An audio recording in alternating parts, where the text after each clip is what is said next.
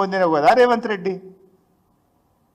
చివరికి గుమ్మడి నరసయ్య గారు 4 సార్లు వస్తే అపాయింట్మెంట్ ఇవ్వకుండా కూడా పైశాచిక ఆనందం పొందిన చరిత్ర నీది. మేమేమో పంటలు కాపాడాలి, రైతులు బాగుండాలని మేము దల్లాడుతున్నాం. కానీ నువ్వు అధికారంతో కళ్ళు నెత్తికెక్కి అహంకారంతో గుమ్మడి నరసయ్య లాంటి వాళ్లకు 4 సార్లు వస్తే అపాయింట్మెంట్ ఇవ్వకుండా పైశాచిక ఆనందం పొందిన చరిత్ర నీది.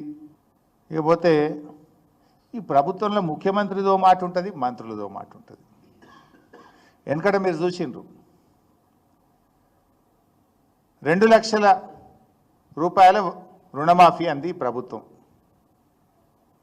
రేవంత్ రెడ్డి ఏమో 2 లక్షల మీద అప్పున్న వాళ్ళు కూడా ఉరుకుండ్రి పోయి జల్దీ ఆ మీద అప్పు మీరు కట్టుండ్రి, మీరు కట్టగానే తెల్లారి 2 లక్షల రూపాయలు నేను మాఫీ చేస్తా అన్నాడు. మీరే చూసిండ్రు.